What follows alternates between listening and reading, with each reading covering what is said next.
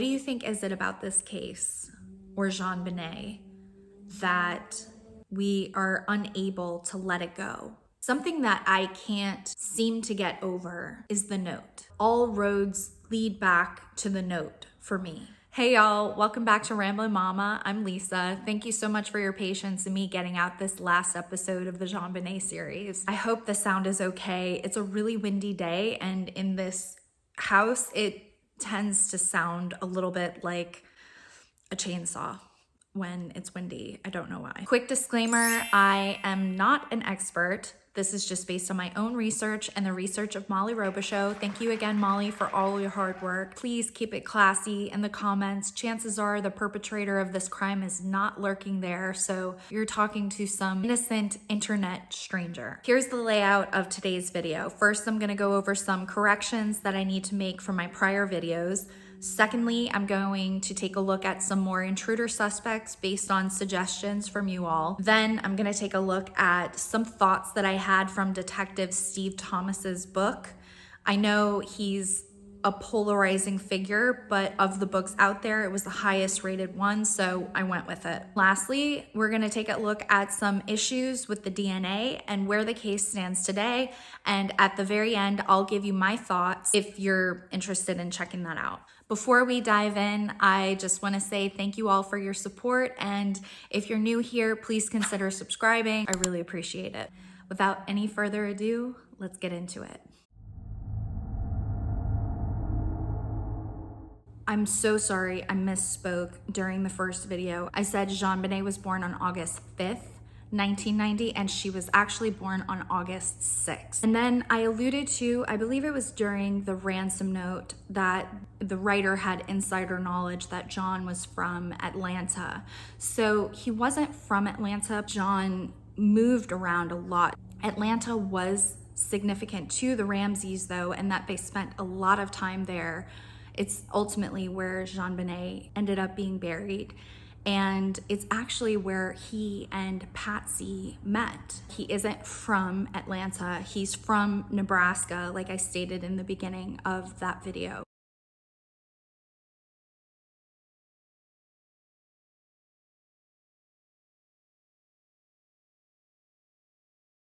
The autopsy stated that what was in JonBenet's digestive system appeared to be pineapple. It didn't say conclusively it was pineapple.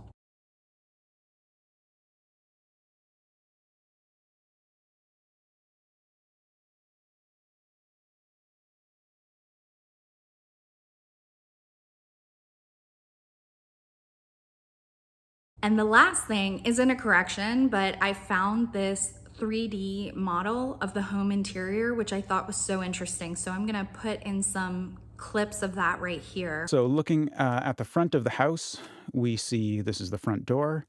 This is the basement window into the boiler room. This is the pipe that exits from the boiler room out onto the street here. We're seeing into the Ramsey living room, and the solarium there up above is Burke's bedroom. Now we go inside the house. Entering the house, this is the, front entryway.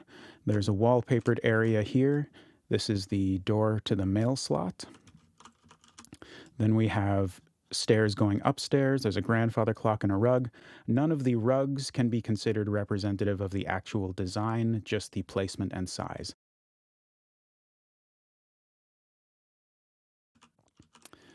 Okay, next we come to the spiral staircase. On the second step of the spiral staircase, I have placed a ransom note.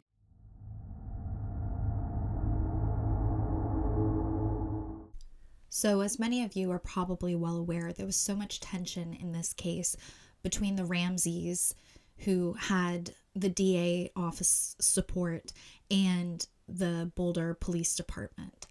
But when it came to John Andrew, he was very compliant in terms of offering an interview.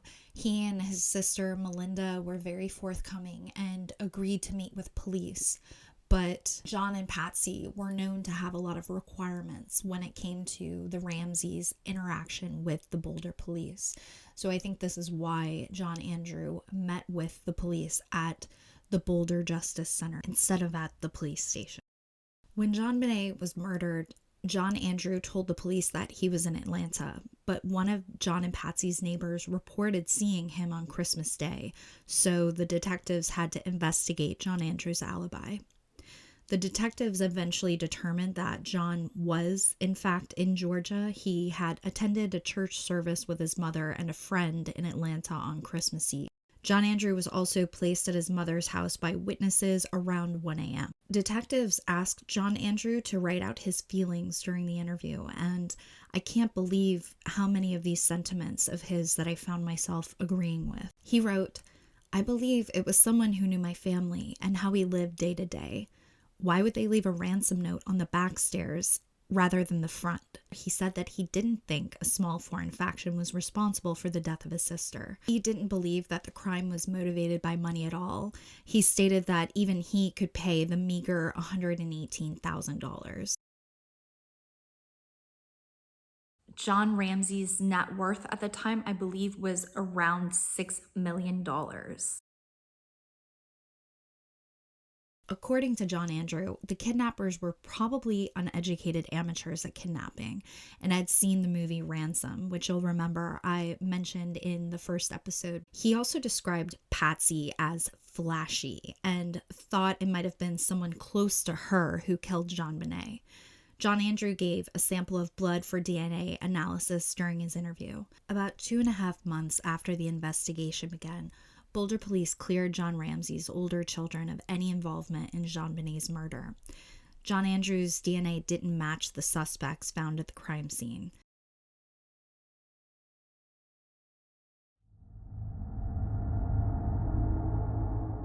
The next two suspects that a lot of people mentioned were the Pughs, Linda Hoffman Pugh and her husband Mervyn. And there are two strong reasons that I think people mention the two of them, and that's because of access. They had keys to the Ramseys' home and were very familiar with it. And number two is they would have had a motive, which would have been the money. Linda Hoffman Pugh was 57 years old when JonBenet was murdered, and she was the housekeeper for the family. Her husband Mervyn worked as a handyman for the Ramseys from time to time. It's possible that Linda saw a pay stub of John Ramsey's, and that's what triggered her request for the $118,000, which he received as a holiday bonus that year. This theory suggests that Linda probably acted with her husband and possibly two other accomplices. In an online post, the creator of this theory wrote, "The smartest thing LHP ever did was how she set up the Ramseys to take the fall. Sold it to the world, and everybody bought it, and she did it just to cover her and her husband's bleep. LHP is a cold and calculating evil woman whose motives were money, jealousy, envy, and hatred." According to Patsy, Linda was struggling for money and had asked her for a loan of several $1,000s, which the Ramsey family denied. It's worth noting also that the first suspect out of Patsy's mouth was Linda, and she named her as early as the discovery of JonBenet's body. Rolling Stone reported that Linda had no alibi. Allegedly, that night she slept in bed while her husband slept on the couch. Linda and Mervyn were investigated by the Boulder police that showed up at their home after the murder and asked Linda to write $118,000 on a piece of paper. They also took her fingerprints and her hair strands.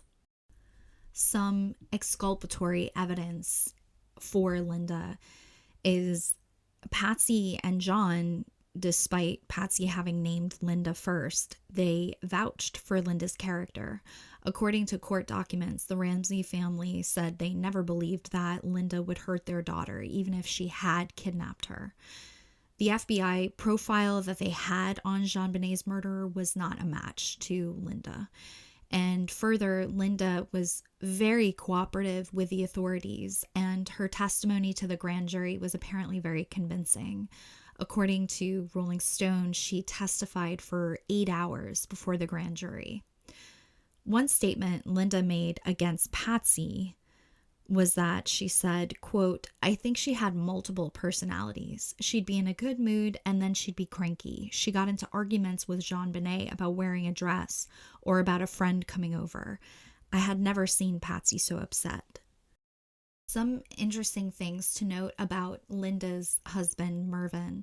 He, like I said, worked occasionally as a handyman for John and Patsy. While Mervyn didn't visit the house as much as his wife, he definitely had access and keys to it, so he could have become familiar with the basement area in particular. It's unclear whether he was ever asked to repair the broken window in the storage room next to the train room, or whether he completed the job. So let me know what you think about Mervyn and Linda. Do you think their motive of needing that extra money was sufficient? Does it matter to you that the FBI profile doesn't fit her? Let me know what you think. To explain my theory, let's hear this pedophile kidnapper. What Steve Thomas's theory is based on You're not going to answer. is that our child wet her bed and we slaughtered her. That is so preposterous. You weren't there, John. You can't know. I was there. I know Patsy. You I've were lived there. with her for 20 years.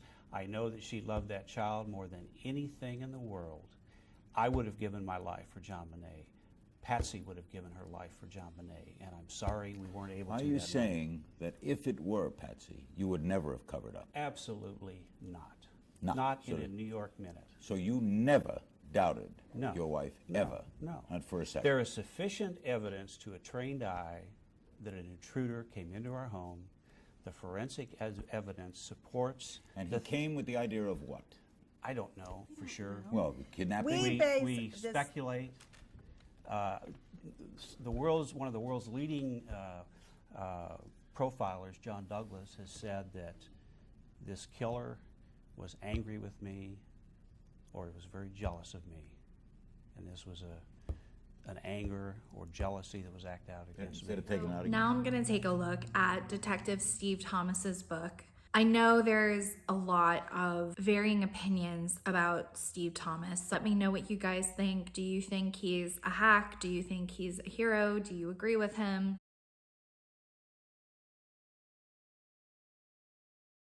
Here are some really interesting points that I found from his book in no particular order. First thing is that when JonBenet's body was discovered, obviously John was the one who discovered her. Patsy was upstairs sitting on the couch, surrounded by her friends that she had called over. And of course, when John cries out and there's all this commotion, her friends get up and run over to see what's going on.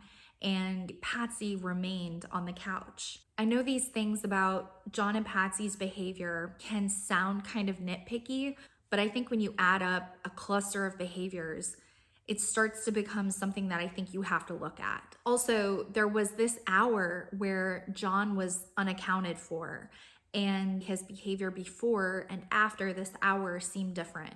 Before, he was businesslike and even chirping in with some jokes with police officers. And then later, after he disappeared for an hour, he was more visibly seeming on edge, nervous, his knee bouncing. It came from a couple of different sources that John mentioned discovering JonBenet's body 2 hours before that public discovery where he came out with her from the basement. That to me is highly suspicious. When John emerged from the basement, the way that he was holding JonBenet was almost, it reminds me of the way you might hold something that is kind of gross to you. He held her by the waist, outstretched in front of him, not cradled in her arms.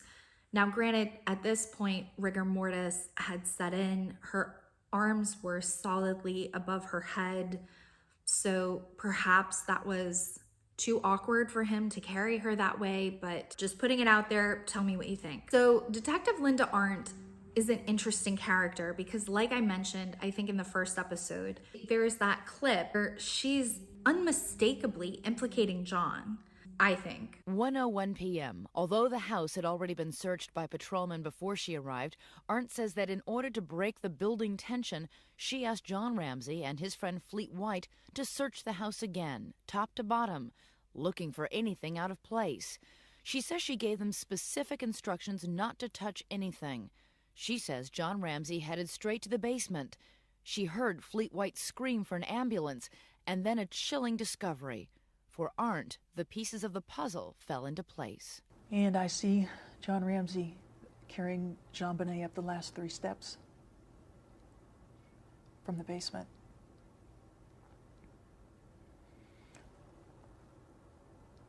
And my mind exploded. And everything that I had noted that morning that stuck out instantly made sense.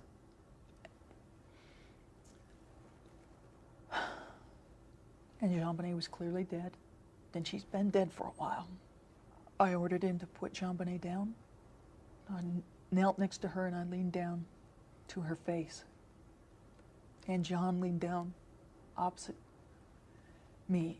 And his face was just inches from mine. And we had a nonverbal exchange that I will never forget. And he asked if she was dead. And I said, yes, she's dead. And I told him to go back to the room and to dial 911. And as we looked at each other, I remember, and I wore a shoulder holster, tucking my gun right next to me and consciously counting, I've got 18 bullets. Why did you do that? Because I didn't know if we'd all be alive when people showed up. I said everything made sense in that instance. And I knew what happened. Do you think your fear was well-founded? You bet I do. There's no doubt in my mind. To this day? Never wavered. You were afraid because you thought the killer was still in the house. I knew it. Absolutely? Absolutely.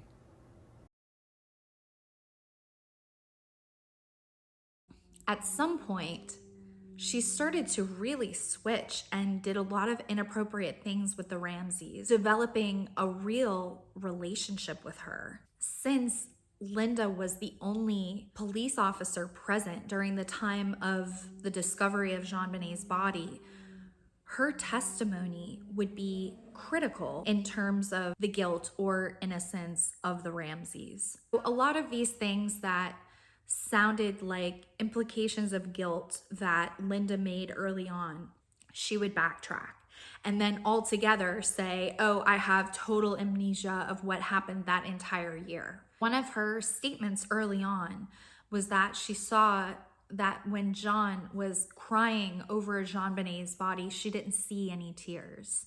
Another odd thing about that whole discovery is that Fleet White had gone down to the basement and had looked, and Fleet was unable to notice JonBenet's body. It was too dark for him to see, but apparently John noticed it in the dark in the basement, covered in a blanket. It was also reported that John and Patsy were far away from each other. I think I mentioned this already, but Detective Thomas pointed it out, so I'm bringing it up again. He said that usually in situations like this, the couples are huddled close, consoling one another. But that was not the case with John and Patsy. Patsy was stationed with her friends. It seemed that John was taking care of some business and sort of orbiting the house. They were not anywhere near each other. So one illuminating statistic, according to the FBI, only 6% of child murders are committed by strangers. 54% are committed by family members. John and Patsy left the house pretty soon after the discovery of JonBenet's body. They had people going back to the house for them to collect their belongings, including Patsy's sister, who straight up just, in addition to everyone else who contaminated that crime scene, further contaminated that crime scene and took away a lot of evidence. But John was overheard asking a friend to make sure that they got his golf clubs for him, which in the middle of the winter in Colorado, right after your daughter has been murdered, to me is a very odd request. The Ramseys were somewhat notorious for not cooperating with Boulder police, although they had a PR machine going for them where they kept stating as a couple that they were cooperating to the utmost with the authorities, and they kept stating things like they would submit to a lie detector test, but then in the privacy of investigators, they would decline taking polygraphs.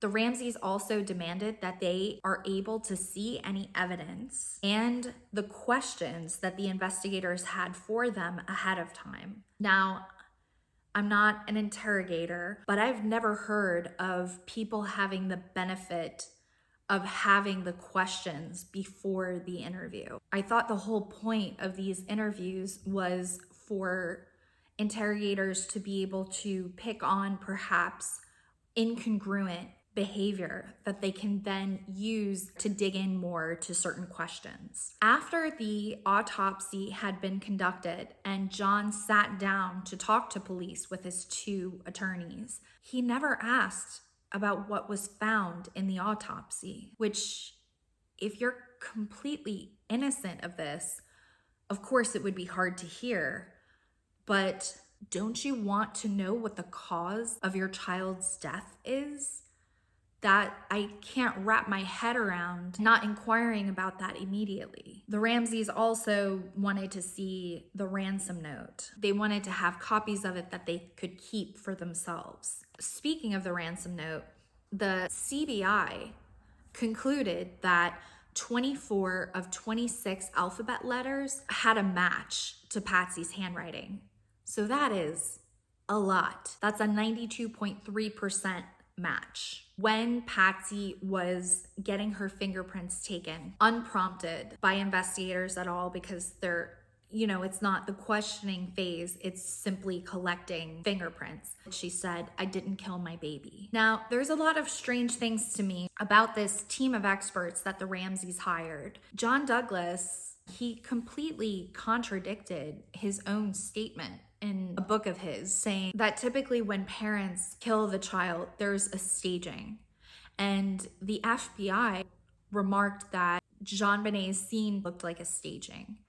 And what a staging is supposed to do, obviously, is to draw attention from everything that actually occurred. Instead of finding a child with a massive skull injury who had been asphyxiated, now you're looking at things like a rope around her wrists and duct tape on her mouth, which appeared to have been applied post-mortem.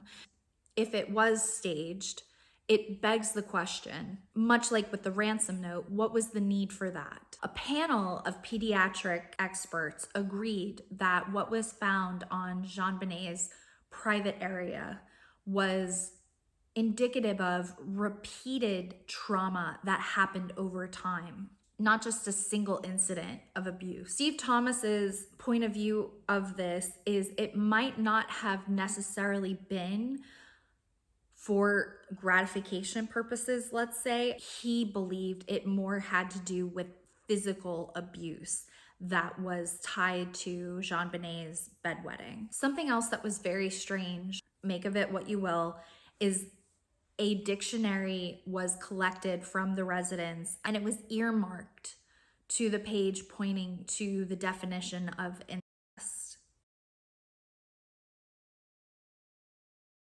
Steve Thomas was very outspoken in an interview that he had on Larry King with John and Patsy. I'm going to insert some clips of that here. The Ramseys, your theory of the crime is, just so we have it right, committed by a male intruder, a psychopath and a pedophile. Killer is either an ex-con or knows criminals. Entered the home while you were out to dinner, and original intent was to kidnap, and then killed after that. Have I got that right? Generally right. Most importantly, though, is the sequence of events which are supported by forensics experts. JonBenet was strangled with a professionally made garrote.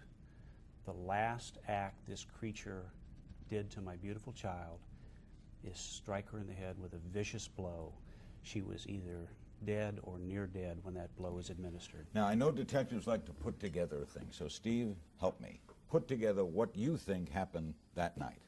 Well, I certainly don't think this, and I still haven't heard this convoluted sex crime kidnap gone awry theory. Is that it? Is it that simple? That simple. That this person came in the house, had to find Patsy's pad, had to find a pen. Yeah, I'm responding to your last statement. No, we'll get into each one. Give me yours, and then we'll examine each one of the things. Well, as I've said, I think it takes a very simple explanation that's consistent with the evidence. Who wrote the ransom note? Patsy, who can't be eliminated? What do you think happened before that? What do you think happened? In other words, you're putting together a crime. Let's say that police try to put together a scenario in the O.J. Simpson case, and their scenario was he came upon this scene, he reacted out of rage, he ran, etc. They had a scenario. Well, certainly What's the scenario? in a domestic homicide, some evidence that might otherwise be incriminating that could be explained away. I think there are some lacking pieces of the puzzle here that that they hid? No, that prevented beyond a reasonable doubt in the minds of prosecutors from taking this case forward. But I think there was a toileting issue that night that has been dismissed and underplayed. Okay, toileting, explain. A bedwetting or a toileting issue. That caused Patsy to get mad at her daughter. Absolutely. And say slap her or hit her or? I don't know. I'm suggesting that there was an explosive encounter because Patsy at one point put the child in clothes, a red turtleneck, for example, not the same clothing she was found in deceased. The following day, I think something happened in that bathroom. Right. What would lead then to garroting and hitting on the head? What would lead to that? I don't know. What can you imagine would lead to garroting or hitting on the head? What can you imagine? I can't imagine. I want you to look at me and tell me what you think happened. Patsy, I'll look you right in the eye. I think you're good for this. I think that's what the evidence suggests. Steve Thomas, you are so... So in other words, she killed her daughter in a rage over the bedwetting and then garroted her. Yeah, this is interesting hearing this theory because, again, it's not consistent with forensic experts that worked with the police department, law enforcement in this case. Right.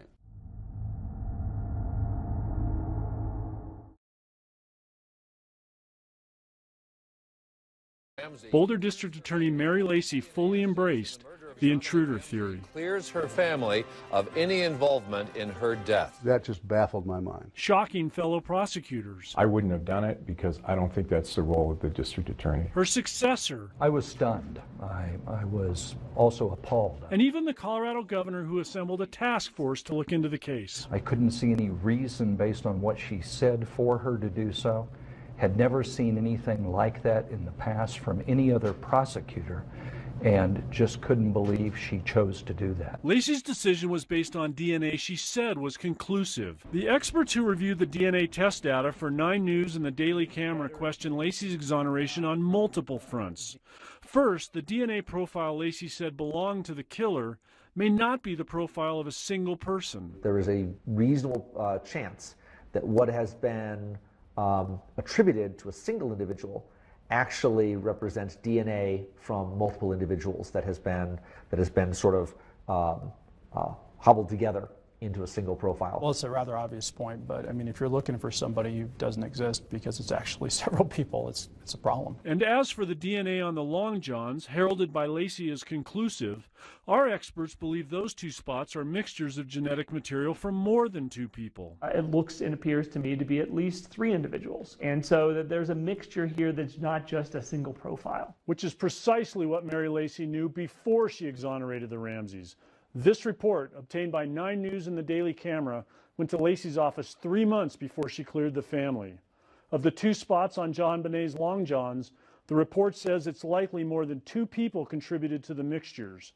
And after eliminating JonBenet's DNA, the remaining DNA contribution should not be considered a single source profile. She knew, based on your investigation, that this DNA wasn't necessarily from one person, and that it in fact was potentially accumulated DNA. She knew it at the time, and why she used this evidence to clear the Ramsey family then, a clearance that has continued because it's on the public record through today, is something I can't explain, and she should explain. Mary Lacy never responded to our questions about her decision to exonerate the Ramseys. She left office in 2009, and she didn't respond to our calls, our emails, our letters, or our visits to her Boulder home. Understanding the DNA evidence in the murder of JonBenet Ramsey means understanding this. Everywhere we go, we leave little bits of ourselves. Merely talking for 15 to 30 seconds is enough to detect a DNA profile on the desk in front of you. That reality challenges one of the central tenets of the DNA evidence in the JonBenet Ramsey case. One made public when former Boulder District Attorney Mary Lacy exonerated the Ramsey family in 2008, saying that there's no innocent explanation for genetic material found in the girls' underwear and long johns. My guess is that if we took your shirt and did some DNA testing on it at the level of sensitivity involved in this case, we'd find your DNA, we'd probably find some other people's DNA on there as well. Lacy's exoneration letter said she had concluded that foreign DNA on JonBenet's clothing could not have gotten there inadvertently, something our experts say is just not true. They say there are plenty of reasons the DNA on JonBenet's clothing could be innocent, reasons that have nothing to do with murder. You shed 40,000 cells per hour. You are leaving your DNA everywhere.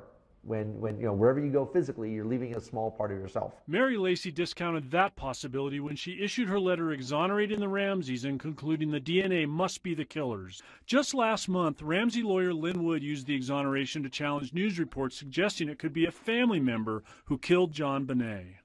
In a tweet, Wood said, in 2008, Boulder DA publicly exonerated them and apologized. DNA evidence conclusive. End of story.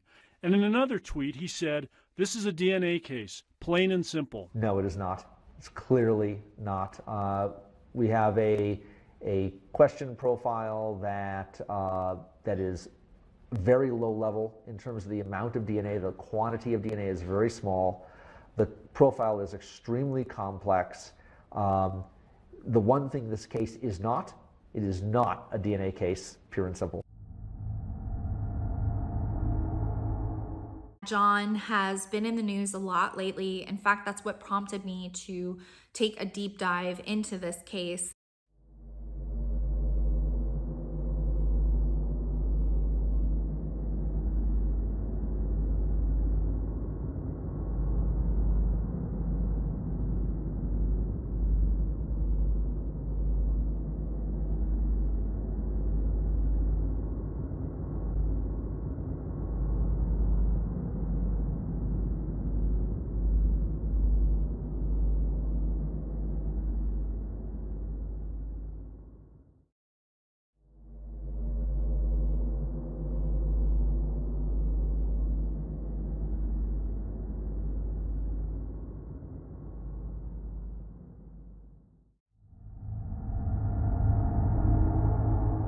Now to my thoughts on this case. To me, it's a miracle that there was any evidence collected whatsoever from this crime scene. We already know that there was a parade of people coming through to comfort the family and be with them in their time of need. And we also know that people were cleaning up the house as they were there, wiping away any evidence that could have been lingering. And then to give you another example, police officers going through later with a camera taking video evidence of the scene hours after other people had already been there. It's not the same as coming into a taped off crime scene and getting video footage of that. It's coming into a crime scene that then had a party basically come over and tidied up a bit and then taking video of that. Even the coroner didn't take simple tests on JonBenet to determine the exact time of death. I feel like based on all of these things, the political divisions that seem to exist between the DA's office, the Ramseys, and the Boulder police, I unfortunately don't have a lot of faith in this murder ever getting solved. I hadn't looked at this case in many, many years. I was a little girl when it happened, so I got a lot of it through osmosis, same as for the OJ trial and all of that. But I really tried to keep an open mind about intruder versus Ramseys. That's basically what it boils down to, right? Whether the intruder was known to the Ramseys or not, it's basically intruder versus Ramseys. Something that I can't seem to get over is the note. To me, it seems as if, based on what experts have said, excluding experts that were hired by the Ramseys, to me it's pretty clear that Patsy wrote the note. So all roads lead back to the note for me. I don't know if it was actual guilt that led her to write the note, or Chase Hughes has a really interesting opinion that I'll insert in here about that. Here's this hypothetical situation. They thought JonBenet's brother, their son, did this to her. He hit her with a golf club in real life recently before the murder took place.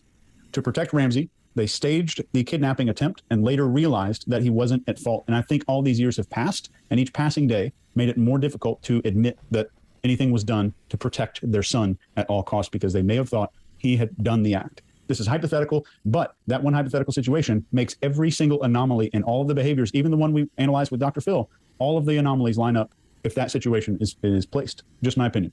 I don't know if she wrote the note because she assumed it was the fault of the Ramseys, which, if that's the case, that's very suspicious anyway, that you would assume that, and then she was proven wrong, or if she was covering for herself or someone else in that house. I find Detective Thomas's theory to be very compelling. At first, it seemed far-fetched that toilet training issues would inspire rage in someone to that degree. I kept coming across the link between SA and bedwetting.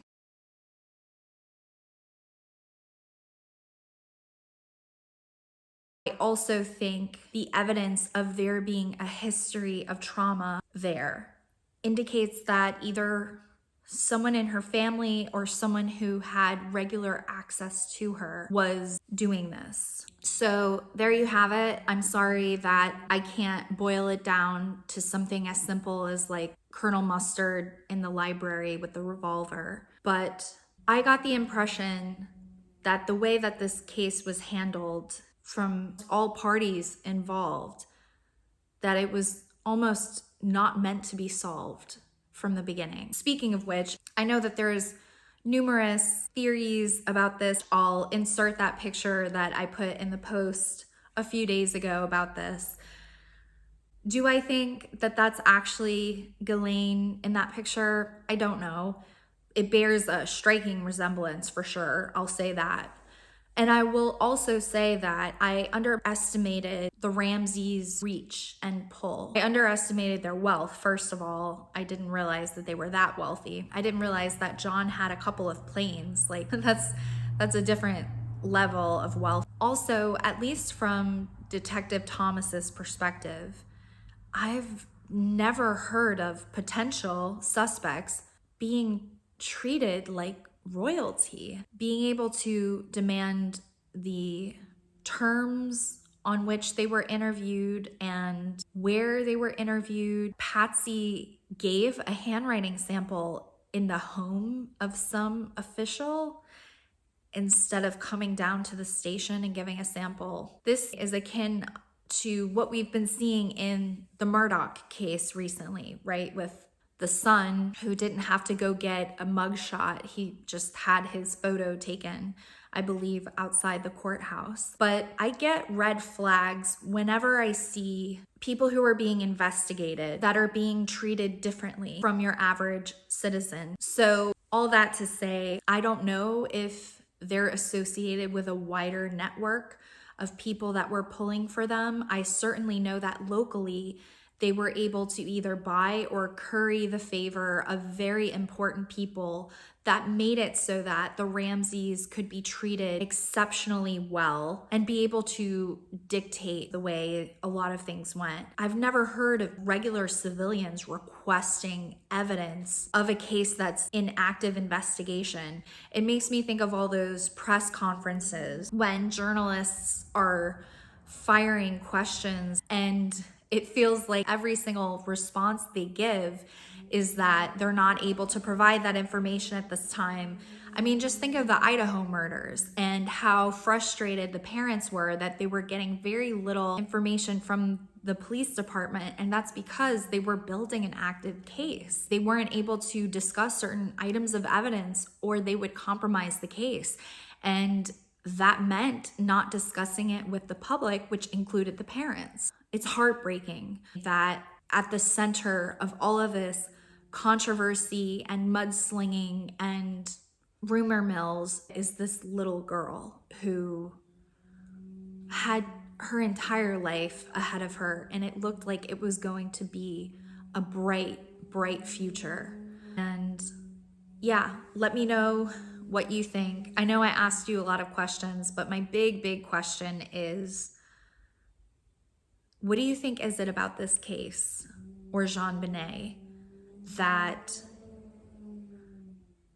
we are unable to let it go? I know there's people in the comments saying, let her rest in peace, let it go. But I think a lot of people can't let it go, and they don't feel like justice is being done if we do let it go.